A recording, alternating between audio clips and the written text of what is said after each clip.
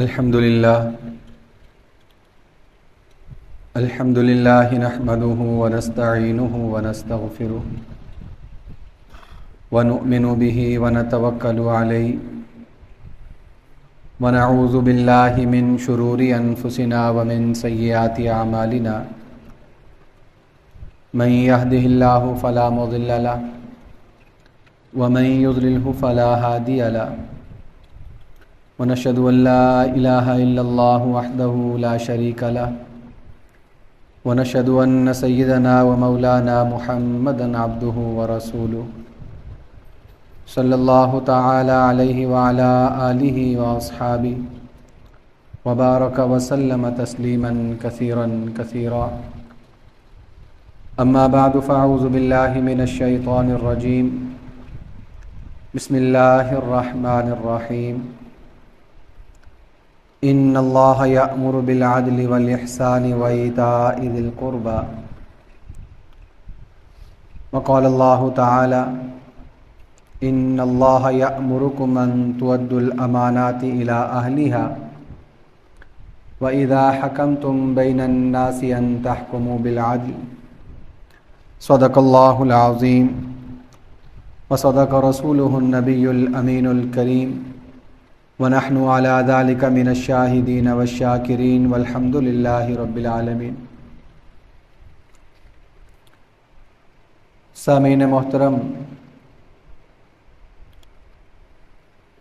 رسول اللہ صلی اللہ علیہ وسلم جو تعلیمات لے کر آئے ہیں، ان تعلیمات پر اگر انسانیت پورا عمل کرے تو یقیناً اخروی نجات تو اس میں ہے ہی، دنیاوی طور پر بھی انسان کی مصیبتیں، پریشانیاں اور تکالیف کم ہو سکتی ہیں اور معاشرہ پرامن طریقے سے بہترین زندگی بسر کر سکتا ہے۔ جب ہم انسانیت کی بات کرتے ہیں تو آج کے دور میں انسانیت کو جو چیلنجز درپیش ہیں ان میں سے ایک بڑا معاشرتی انتشار، بے سکونی، بے راہ روی، یہ بنیادی طور پر معاشرے کو پریشان کیے ہوئے، اس میں چاہے امیر ہے چاہے غریب ہے، ہر ایک کی پریشانیاں، ہر ایک کی تکالیف اپنے اعتبار سے بہرحال موجود ہیں۔ معاشرے کو بہتر کرنے کے لیے جو اصول شریعت مطہرہ نے وضع کیے ہیں ان میں سے ایک اصل، ایک بنیادی نقطہ، ایک اہم بات قانون کی بالادستی، حکمرانی اور معاشرے میں عدل و انصاف کی فراہمی ہے۔ اللہ رب العالمین نے عملی نمونے کے طور پر مسلمانوں کو خلافت راشدہ کی مثال دیتے ہوئے اس بات کو بیان کیا ہے۔ دنیا میں بہت سے نمونے آئے ہیں، بہت سے ماڈلز آئے ہیں اپنی رعایا کی خدمت کے لیے، رعایا پر حکومت کرنے کے لیے، سینکڑوں کی تعداد میں ہیں، لیکن جیسا نمونہ اور جو طریقہ خلافت راشدہ نے وضع کیا ہے وہ تاریخ آج تک اس کی مثال پیش نہیں کر سکتی، اور اس میں بھی بالخصوص خلیفہ دوم جناب سیدنا عمر بن خطاب رضی اللہ تعالی عنہ، آپ کا جو دور ہے وہ امن و انصاف کے حوالے سے، اس کی فراہمی کے حوالے سے، احتساب کے حوالے سے تاریخ میں سنہرے حروف میں لکھا جاتا ہے اور بیان کیا جاتا ہے۔ آپ رضی اللہ تعالی عنہ نے جو نظام وضع کیا تھا امن و انصاف کے حوالے سے، احتساب کے حوالے سے، اس کی بنیاد کوئی ذاتی خواہش نہیں تھی، یا اس لیے نہیں تھا کہ وہ اب امیر المومنین ہیں تو ان کی ذمہ داری بن گئی، بلکہ اس کے پیچھے یہ اصول کال فرما تھا جو اللہ رب العالمین نے قرآن پاک میں شاہ فرمایا، ان اللہ یأمرکم ان تؤدوا الامانات الی اہلھا، کہ اللہ تعالیٰ تمہیں اس بات کا حکم دیتا ہے کہ تم امانتوں کو ان کے اہلوں کے سپرد کرو۔ وَإِذَا حَكَمْتُمْ بَيْنَ النَّاسِ أَن تَحْكُمُوا بِالْعَدْلِ، اور جب تم لوگوں میں فیصلہ کرنے لگو تو پھر عدل و انصاف کے ساتھ فیصلہ کرو، انصاف کی فراہمی ہو وہاں پہ۔ چنانچہ اسی آیت کے پیش نظر حضرت عمر رضی اللہ تعالی عنہ نے جو نظام وضع کیا ہے وہ ایسا نظام ہے کہ نظیر اس کی آج تک لانا مشکل ہے۔ آپ رضی اللہ تعالیٰ عنہ کے جو اصول وضع کردہ تھے، جس کی بنیاد پر آپ نے ایک محاسبتی نظام قائم کیا تھا، احتساب کا ایک نظام قائم کیا تھا، اس میں کچھ بنیادی اصول تھے۔ پہلی اصل اس میں یہ تھی، قانون کی بالادستی ہوگی۔ قانون کی بالادستی کا مطلب یہ ہے کہ اس میں امیر اور غریب کی قید نہیں ہے، اس میں ایک رعایا میں سے کوئی عام آدمی ہے یا حاکم وقت انتظامی معاملات کو چلانے والا کوئی شخص عامل اور گورنر ہے، تمام کے تمام لوگوں پر قانون کی بالادستی ہے۔ آگے میں مثالیں عرض کروں گا۔ دوسرا، پھر آپ نے مساوات قائم کی، جو کہ اسی کا ایک نتیجہ ہے کہ جب قانون کی بالادستی ہے تو اس میں مساوات ہے۔ پھر مساوات کا مطلب یہ نہیں کہ اگر ایک شخص 50 روپے کما رہا ہے تو دوسرا بھی 50 ہی کمائے، زیادہ کمانے کی اجازت نہیں ہے۔ لوگوں نے شاید یہ مطلب سمجھ رکھا ہے، یہ مطلب مساوات کا نہیں ہے۔ شریعت نے خود چیزوں کی ملکیت کا اعتبار کیا ہے اور اس کے مطابق پھر آگے وراثت کی تقسیم کے احکام بھی شائع فرمائے ہیں۔ جب شریعت مطہرہ میں مساوات کی بات ہوتی ہے تو یہاں پہ مطلب ہوتا ہے قانونی مساوات، اخلاقی مساوات، اقدار کی مساوات، کہ جیسی عزت ایک امیر آدمی کی ہے ویسی عزت ایک غریب کی بھی ہے۔ یہ مطلب ہے مساوات کا۔ جیسے معاشرے کے اندر گزر بسر کرنے کے لیے اسباب اور وسائل کی فراہمی امیر کے لیے ہے، ایسے ہی غریب کے لیے بھی ہوگی۔ یہ مطلب ہے مساوات کا۔ تو مساوات آپ کی ایک بنیادی اصل تھی۔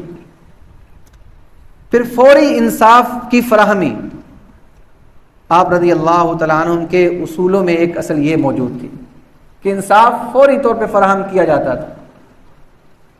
آگے میں اس پہ بات عرض کروں گا۔ پھر آپ رضی اللہ تعالیٰ عنہ کی ایک اصل اور بنیاد یہ تھی کہ آپ ذاتی احتساب پر یقین رکھا کرتے، اپنے آپ کو کئی مرتبہ احتساب کے لیے پیش کیا ہے لوگوں کے سامنے۔ تو ذاتی احتساب جو کہ بہت مشکل ہوتا ہے، آپ رضی اللہ تعالیٰ عنہ نے اس کی بھی مثالیں قائم کی ہیں۔ پھر خدمت اور عاجزی، آپ رضی اللہ تعالیٰ کا ایک وصف یہ تھا آپ کی خلافت کے اندر، آپ کے عدل و انصاف کی فراہمی کے اندر، کہ آپ رعایا پر جو حکومت کر رہے تھے، جو انتظام سنبھالے ہوئے تھے، وہ اپنے آپ کے بڑے پن کی وجہ سے نہیں کر رہے تھے، بلکہ وہ خدمت کے جذبے سے کر رہے تھے، اور اسی خدمت کے جذبے کی وجہ سے آپ پر عجز و انکساری جو ہے وہ آخر وقت تک باقی رہی۔ اس کے بہت سے اقوال ہم نے سن رکھے ہیں، پڑھ رکھے ہیں، جن میں سے ایک یہ تھا کہ اگر قیامت کے دن اس بات کا اعلان ہو جائے کہ تمام لوگوں کی بخشش کر دی گئی ہے، ایک شخص کی بخشش نہیں، تو عمر کو اس بات کا ڈر ہے کہ وہ ایک بندہ، وہ ایک شخص عمر نہ ہو۔ یہ عاجزی کی بات ہے، انکساری کی بات ہے۔ یہ تمام وہ اصولی باتیں تھیں جو آپ کی خلافت راشدہ میں آپ کے اس 10 سالہ زندگی کے اندر، دور کے اندر واضح طور پہ ہمیں ملتی ہیں۔ اور جب ہم احتساب کی بات کرتے ہیں تو احتساب کا مفہوم بھی سمجھ میں آنا چاہیے۔ احتساب کا مطلب یہ ہے کہ انفرادی طور پر یا اجتماعی طور پر اللہ رب العالمین کی طرف سے، شریعت مطہرہ کی طرف سے جو فرائض یا قانون کی سطح پر جو فرائض اور ذمہ داریاں انفرادی اور اجتماعی سطح پر لوگوں پر نافذ ہوتی ہیں، لاگو ہوتی ہیں، ان کا محاسبہ کرنا، ان کو پرکھنا کہ وہ ذمہ داریاں اور فرائض نبھائے جا رہے ہیں یا نہیں نبھائے جا رہے، اس کا مطلب ہے احتساب۔ اب وہ جو فرائض ہیں وہ دینی فرائض بھی ہو سکتے ہیں جو کہ اصل ہے اور بنیاد ہے، اور اس کے ساتھ قانونی فرائض اور ذمہ داریاں جس کو ہم شہریت میں بحث کرتے ہیں، جس کو ہم قانون میں بحث کرتے ہیں، تو وہ بھی یہاں پہ مراد ہے۔ تو ان کو پورے سے طریقے سے لے کر انسان چل رہا ہے یا نہیں، اس کا مطلب ہوگا احتساب۔ حضرت عمر رضی اللہ تعالی عنہ چنانچہ اسی احتساب کو لے کر چلتے ہوئے جو میں نے ایک بات عرض کی ہے کہ خدمت کا جذبہ اور عاجزی اور انکساری آپ کے بنیادی اصولوں میں ایک بات تھی۔ ایک موقع پر حضرت عثمان رضی اللہ تعالی عنہ نے دوپہر کی سخت گرمی میں لو چل رہی تھی، ایک شخص کو دیکھا کہ وہ اونٹ کے پیچھے بھاگ رہا ہے۔ غور کر کے دیکھا تو معلوم ہوا کہ یہ تو امیر المومنین حضرت عمر رضی اللہ تعالی عنہ ہیں۔ تو حضرت عثمان رضی اللہ تعالی عنہ نے حضرت عمر رضی اللہ تعالیٰ عنہ سے پوچھا کہ امیر المومنین آپ اس دوپہر کی گرمی میں اونٹ کے پیچھے بھاگ رہے ہیں، تو آپ نے فرمایا کہ یہ اونٹ صدقے کا تھا۔ صدقے کا مطلب یہ وقف کا مال ہے، یہ بیت المال کا ہے، یہ خزانے کی چیز ہے، تمام لوگوں کا اس پر حق ہے۔ جب یہ صدقے کا اونٹ تھا تو مجھے ڈر ہوا کہ اگر اس اونٹ کو قابو نہ کیا گیا تو یہ ضائع ہو جائے گا، قیامت کے دن اللہ تعالیٰ مجھ سے اس کی باز پرس کرے گا کہ عمر ایک اونٹ تھا صدقے کا، وہ ضائع ہو گیا، تم نے اس کی حفاظت نہیں کی۔ پہلے تو یہ جواب دیا۔ حضرت عثمان رضی اللہ تعالیٰ نے عرض کی اللہ امیر المومنین ٹھیک ہے یہ صدقے کا اونٹ تھا، آپ اس کی حفاظت، تو آپ کسی خادم کو حکم دے دیتے، وہ اس کی حفاظت کر لیتا۔ تو آپ نے اس موقع پر ایک خوبصورت جملہ ارشاد فرمایا، فرمایا عمر سے بڑھ کر خادم کون ہو سکتا ہے۔ یہ جملے زبان سے کہنا بہت آسان ہے، سننا بہت آسان ہے، جب انسان عملی زندگی میں اس کو نافذ کرتا ہے تو گھر کی چار دیواری میں انسان کو خادم بننا مشکل ہو جاتا ہے۔ یہ جملہ میں عرض کر رہا ہوں، یہ بڑا غور کرنے والا ہے۔ ہم بڑے بڑے دعوے کرتے ہیں، بڑی بڑی باتیں سوچتے ہیں کہ مجھے انتظام مل جائے، مجھے عہدہ مل جائے، میں یہ کر دوں گا، میں وہ کر دوں گا، میں یوں خدمت کروں گا۔ اس شخص کے لیے گھر کی چار دیواری میں 4-5 لوگوں کا ایک مجمع ہے، والدہ ہے، والد ہے، بیوی ہے، بچے ہیں، ان کے درمیان رہتے ہوئے وہ خدمت گزار نہیں ہو سکتا، جبکہ دعوے اس کے کیا ہیں کہ میں نے بہت خدمت کر دینی ہے، بہت یہ کام کر دینا ہے۔ حضرت عمر رضی اللہ تعالیٰ عنہ کی مثال دیکھیے، خدمت کا جذبہ دیکھیے اور عز و انکساری دیکھیے کہ عمر سے بڑھ کر خادم کون ہو سکتا ہے۔ اس سے ملتے جلتے اور واقعات جو ہم نے سن رکھے ہیں، پڑھ رکھے ہیں، جو آپ گشت کیا کرتے تھے گلیوں کے اندر، وہ جو واقعہ سلیبس میں بھی ملتا ہے کہ ایک عورت کہہ رہی تھی اپنی بیٹی سے کہ دودھ میں پانی ملا دو، مشہور واقعہ ہے۔ تو جو گشت کیا جا رہا ہے، معاشرے کی خبر گیری کا خیال کرتے ہوئے چکر لگائے جا رہے ہیں، وہ بھی خدمت کے جذبے سے تھے، عز و انکساری پر واضح طور پر دلالت کر رہے ہیں۔ تو حضرت عمر رضی اللہ تعالیٰ نے یوں اس اصل کو اس کو باقی رکھا اور لے کر آگے چلے۔ پھر جو میں نے ایک اصل بیان کی ہے کہ عوامی عدالت میں پیش ہونا، عوام کے سامنے اپنے آپ کو پیش کرنا، شفافیت کا ہونا، کہ حکمرانی کی کوئی چیز ایسی نہیں تھی جو لوگوں سے مبہم ہوتی، لوگوں کو پتہ نہ ہوتا کہ کیا معاملہ ہے، ہر چیز صاف اور شفاف تھی، اور اسی کی وجہ سے آپ نے اپنے آپ کو عوام کی عدالت میں بھی پیش کیا تھا۔ ایک موقع پر آپ رضی اللہ تعالیٰ عنہ خطبہ ارشاد فرما رہے تھے، تو آپ نے جملہ ارشاد فرمایا کہ لوگوں بات کو توجہ سے سنو اور اطاعت کرو، کیونکہ امیر المومنین تھے۔ کہ جو میں احکام دوں اس کو ایک توجہ سے سنو، سمجھو، پھر اس پہ عمل کرو. تو ایک شخص کھڑے ہو گئے اور وہ کھڑے ہو کر عرض کرنے لگے کہ امیر المومنین، نہ تو ہم سنیں گے نہ ہم اطاعت کریں گے. یہ جملہ بڑا سخت تھا، ایسی روایات میں ملتا ہے کہ نہ تو ہم سنیں گے نہ ہم اطاعت کریں گے. تو پہلا امتحان تو یہیں پر تھا حضرت عمر رضی اللہ تعالیٰ عنہ کا، جس کو میں نے ابھی بات کی، عجز و انکساری، کہ آپ بادشاہ برابر بادشاہ نہیں تھے. آپ اس لیے بڑے نہیں تھے کہ آپ کو مزہ آ رہا تھا. آپ ان اللہ یأمرکم ان تؤدوا الامانات الی اہلھا کا مصداق بن رہے تھے. وہ اللہ نے ایک امانت دی تھی، اس کو پورا کر رہے تھے. تو آپ نے تحمل کا اظہار کرتے ہوئے، مظاہرہ کرتے ہوئے پوچھا کہ بھائی تم کیوں نہیں سنو گے اور کیوں نہیں اطاعت کرو گے؟ وجہ کیا ہے کہ اگر تم میری بات سننا نہیں چاہتے، میری اطاعت کرنا نہیں چاہتے، تو کوئی وجہ بھی ہوگی. اس نے کہا امیر المومنین ایک وجہ ہے کہ یہ جو لباس آپ نے پہن رکھا ہے، کہ جس چادر سے بنایا گیا ہے، یہ غنیمت میں چادریں آئی تھی، یہ غنیمت میں کپڑا آیا تھا.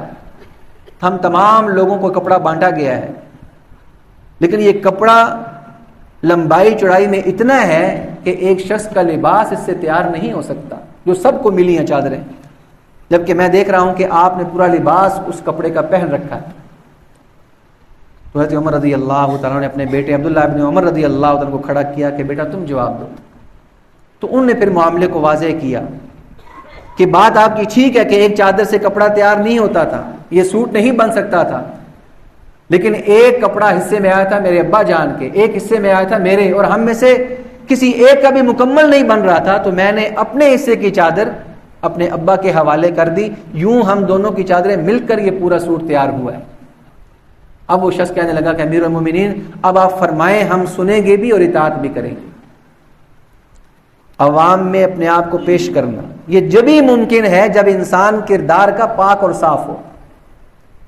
جب مادی بدعنوانیوں میں مبتلا انسان نہ ہو تو پھر اپنے آپ کو پیش کر سکتا ہے. جب وہ مالی بدعنوانیوں میں مبتلا ہو اپنے آپ کو پیش نہیں کر سکتا، وہ کہہ سکتا ہے، پیش نہیں کر سکتا. تو یہ دیکھیے شفافیت، یوں احتساب کا نظام حضرت عمر رضی اللہ تعالیٰ عنہ لے کر چل رہے ہیں. ہم ان کے نام لیوائے ہیں، ہم ان کی باتیں کرنے والے ہیں. ایسے تو عمر فاروق نہیں کہا گیا آپ کو، حق و باطل میں تمیز کرنے والے، فرق کرنے والے. آپ کی ہر ادا سے، آپ کی ہر بات سے، آپ کے ہر عمل سے حق و باطل میں امتیاز ہوتا چلا گیا. اللہ کے نبی صلی اللہ علیہ وسلم نے ارشاد فرمایا لو کان بعدی نبی لکان عمر، اگر میرے بعد کوئی نبی ہوتا تو وہ عمر رضی اللہ تعالیٰ عنہ ہوتے. لیکن چونکہ آپ صلی اللہ علیہ وسلم کے اوپر نبوت و رسالت ختم کر دی گئی تھی، اس لیے آپ کو نبی نہیں بنایا گیا، لیکن اوصاف ایسے آپ کے اندر موجود تھے. اللہ کے نبی صلی اللہ علیہ وسلم اس بات کو ارشاد فرما رہے. تو قانون کی بالادستی، عدل و انصاف کی فراہمی، خدمت کے جذبے کے ساتھ، اللہ کا ڈر اور خوف رکھتے ہوئے، پھر جب آپ نے کسی کو عامل یا گورنر مقرر کیا ہے تو آپ نے دو ہی چیزوں کو ملحوظ خاطر رکھا، ایک اہلیت کو، دوسرا مشاورت کو، کہ آپ نے اہلیت کی بنیاد پہ کسی بندے کا انتخاب کیا. اور اس موقع پر آپ جملہ فرمایا کرتے تھے کہ میں چاہتا ہوں کہ جس شخص کو میں عامل مقرر کروں، جس شخص کو میں گورنر بناؤں، وہ دیکھنے میں عام آدمی لگتا ہو، اور جب وہ عام آدمی بن کر زندگی بسر کر رہا ہو تو وہ دیکھنے میں امیر لگتا ہو، بڑے روب داب والا لگتا ہو. یہ بڑا روب داب اس شخص کا ہوتا ہے جو گناہوں سے پاک کر بچ کر زندگی بسر کرتا ہے. اللہ تعالیٰ قدرتی طور پہ اس کا ایک روب رکھتا ہے عوام کے اندر. تو آپ رضی اللہ تعالیٰ کے یہ فرمان بھی تھا. تو آپ اہلیت کی بنیاد پہ فیصلے کیا کرتے تھے. پھر مشاورت کی بعض مواقع پر آپ نے عدل اعلان مشاورت کی ہے، مجموعوں سے مشاورت جو ہے وہ لی ہے. ایک موقع پر کوفہ اور بصرہ کے گورنر جب مقرر کرنے کی باری آئی تو آپ نے رعایا سے، عوام سے رائے لی. کوفہ کے لیے عمار بن یاسر رضی اللہ تعالیٰ عنہ اور بصرہ کے لیے ابو موسیٰ اشعری رضی اللہ تعالیٰ عنہ کے لوگوں نے نام پیش کیا. آپ نے ان کو عامل اور گورنر مقرر کر دیا. پھر آج کے دور میں ایک بڑا اہم نظم ہے، انتظام ہے جو ہماری حکومتیں کرتی ہیں، تمام ممالک میں یہ چیز موجود ہے. اس کی داغ بیل بھی حضرت عمر رضی اللہ تعالیٰ عنہ ڈال کر گئے ہیں. وہ کیا تھی کہ جب آپ کسی کو گورنر یا عامل مقرر کرتے تھے تو آپ اس کے اثاثوں کی فہرست لکھوایا کرتے تھے کہ اپنے تمام اثاثوں کی فہرست تیار کرواؤ اور وہ بیت المال میں جمع کرواؤ کہ اب تمہارے پاس کیا کیا اثاثے موجود ہیں، کیا کرنسی ہے، کیا سونا ہے، کیا چاندی ہے، کتنے جانور تمہارے پاس ہیں. اور اس عہد کے دوران، اس عہد کے بعد ان اثاثوں کے ساتھ اس کو میچ کیا جاتا تھا کہ کیا یہ برابر ہے یا زیادہ مال بنا لیا گیا. یہی وجہ ہے کہ عمر رضی اللہ تعالیٰ نے ایک سخت اصول یہ بھی بنا رکھا تھا کہ کوئی عامل اور گورنر اپنے عہد کے دوران کسی سے تحفہ وصول نہیں کرے گا. ہاں اگر اس کو تحفہ ملتا ہے تو اس کو بیت المال میں جمع کروایا جائے گا. اور آپ فرمایا کرتے تھے رسول اللہ صلی اللہ علیہ وسلم کے فرمان کے مطابق کہ یہ جو عہدوں کے دوران تحفے ملا کرتے ہیں یہ رشوتیں ہوا کرتی، تو آپ نے منع کر رکھا تھا. اب یہ جو احتساب کا نظام ہے، یہ جو ایک قانون کا نظام ہے، پھر آپ نے ایک اور کام بڑا اہم کیا تھا. آپ سے پہلے جو عامل اور گورنر ہوا کرتا تھا وہی قاضی اور قضا ہوا کرتا تھا، چیف جسٹس وہی ہوا کرتا تھا. لیکن آپ نے آ کر ان دونوں چیزوں کو الگ کر دیا.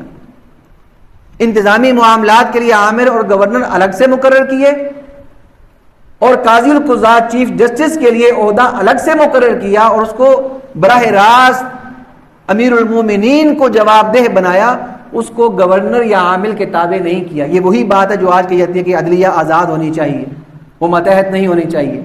حضرت عمر رضی اللہ تعالیٰ نے اس کی داغ بیل ڈالی تھی. یہی وجہ ہے کہ ایک موقع پر جب قاضی شریح چیف جسٹس تھے، آپ رضی اللہ تعالیٰ عنہ نے، یہ باتیں ایسی ہیں کہ ہمیں پڑھتے ہوئے مزہ بھی آتا ہے، سن کے بھی مزہ آتا ہے اور ہمیں لگتا ہے بہت آسان باتیں ہیں، لیکن حقیقت میں اس کا ایک حصہ بھی اگر انسان عمل کرنے کا سوچے تو سمجھ میں آتی ہے کس قدر مجاہدوں والی زندگی تھی، کس قدر خشیت الہی سے معمور اور بھرپور زندگی تھی حضرات رضی اللہ تعالیٰ عنہم کی. ایک موقع پر آپ نے کسی سے ایک گھوڑا خریدا اور خرید کر یہ کہا کہ اس کو میں دیکھتا ہوں کہ اچھا سواری کے قابل ہے، اچھی نسل کا ہے، نہیں ہے. آپ لے کر چلے گئے. اسی آزمائشی سواری کے دوران، سفر کے دوران اس گھوڑے کو چوٹ لگی، اس میں عیب آ گیا. تو آپ رضی اللہ تعالیٰ کو وہ جانور پسند نہیں تھا تو آپ نے اس کو واپس کرنا چاہا. تو وہ جو شخص بیچنے والا تھا اس نے انکار کر دیا کہ امیر المومنین میں تو اس جانور کو اب نہیں لوں گا کیونکہ جب میں نے دیا تھا. اب یہ مکالمے آپ دیکھیں، حاکم وقت سے یہ مکالمہ ہو رہا ہے. 22 لاکھ مربع میل کی سلطنت پر حکومت کرنے والے شخص سے یہ بات کی جا رہی ہے کہ بھائی میں اس کو واپس نہیں لیتا. میں نے جب آپ کو یہ جانور گھوڑا دیا تھا یہ عیب سے محفوظ تھا، اب جب آپ مجھے واپس کر رہے ہیں اس میں عیب آ چکا ہے تو میں اس کو واپس نہیں لیتا. چنانچہ معاملہ جو ہے وہ قاضی شریح کی عدالت میں گیا. امیر المومنین عمر بن الخطاب رضی اللہ تعالیٰ عنہ عدالت میں پہنچے ہیں، پیش ہوئے ہیں. تو قاضی شریح نے یہی فیصلہ کیا کہ امیر المومنین بات ٹھیک ہے اس بیچنے والے کی کہ جس حالت میں آپ نے گھوڑا لیا تھا اب حالت میں گھوڑا نہیں ہے، یا تو آپ کو یہی گھوڑا قبول کرنا پڑے گا یا جس حال میں آپ نے لیا تھا اس حال میں گھوڑا واپس کرنا پڑے گا. امیر المومنین رضی اللہ تعالیٰ مسکرا دیے اور فرمایا کہ ہاں انصاف یہی ہے جو فوری ہو اور شفاف ہو. فوری انصاف. اور یہ فوری جو انصاف ہے یہ انصاف کی راہ میں موجود بہت سی رکاوٹوں کا سد باب کرنے والی چیز ہے. فوری انصاف.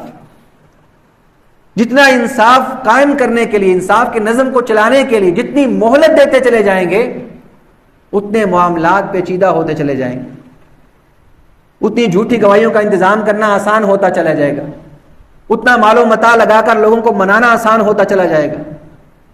جو ہی معاملہ درپیش ہوا اسی ایک مجلس میں 2 مجلسوں میں معاملے کے تصفیہ ہو جائے اور انصاف قائم کر دیا جائے، اس کا نام ہے فوری اور شفاف انصاف مہیا کر دینا. حضرت عمر رضی اللہ تعالیٰ عنہ نے یہ جو ڈاک کا نظام ہے یہ بھی ڈاک بیل آپ نے ڈال لی. پولیس کا محکمہ اس میں حوالات بنانا وہ بھی آپ نے نظام قائم کیا. چھونیوں کو الگ سے بنانا جو آج کل بنائی جاتی ہیں، بیرکیں بنتی ہیں، وہ بھی آپ نے انتظام قائم کیے. غرض ہے کہ آپ کا جو 10 سالہ دور تھا وہ کارہائے نمایاں پر مبنی تھا. ہر چیز، ہر عمل آپ نے اس طور پر انجام دی جس کی وجہ سے آپ رضی اللہ تعالیٰ عنہ کی خلافت کی مثال آج تک دی جاتی ہے، اس کو بیان کیا جاتا ہے.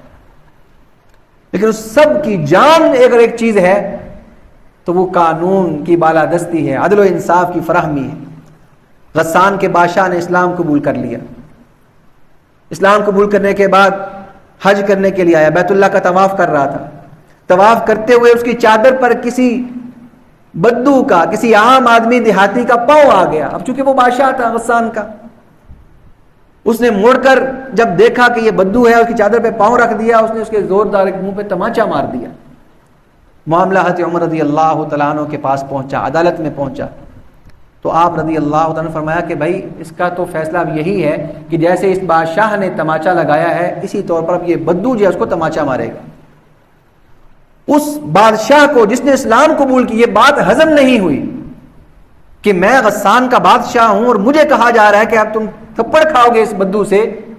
وہ راتوں رات وہاں سے بھاگ گیا اور وہ دوبارہ سے مرتد ہو گیا۔ لیکن اہم بات یہ ہے کہ امیر المومنین حضرت عمر رضی اللہ تعالیٰ عنہ نے قانون پر کوئی کمپرومائز نہیں کیا، عدل و انصاف کی فراہمی پر کمپرومائز نہیں کیا۔ آپ نے اس کا ایمان قبول کرنا یا ایمان قبول نہ کرنا اس کا ذاتی فعل ہے، لیکن جو رعایا کی بات ہے، رعایا کے تمام احوال کو لے کر چلنے کی بات ہے، تو حضرت عمر رضی اللہ تعالیٰ نے اس کی پوری پوری پاسداری کی۔ اب یہ جو بات میں نے عرض کی ہے، کوئی ضروری نہیں کہ کسی کو بہت بڑا عہدہ ملے تو ہی اس پر یہ چیزیں لاگو ہوں گی۔ اگر کوئی ایک شخص ہے، اس کی اولاد میں ایک بیٹا ہے، اس والد کے لیے بھی یہ چیزیں ہیں، دادا کے لیے بھی یہ چیزیں ہیں۔ اسی طریقے سے اگر کوئی خاوند ہے، بیوی کے لیے خاوند کے لیے، تمام قانون کی جو چیزیں ہیں، اخلاق کی جو چیزیں ہیں، عدل و انصاف کی فراہمی کی جو چیزیں ہیں، احتساب کی جو چیزیں ہیں، یہ قائم کرنے کی ہیں۔ اللہ تعالیٰ مجھے آپ کو تعلیمات اسلامی پہ عمل کی توفیق عطا فرمائے۔ وما علینا الا البلاغ المبین۔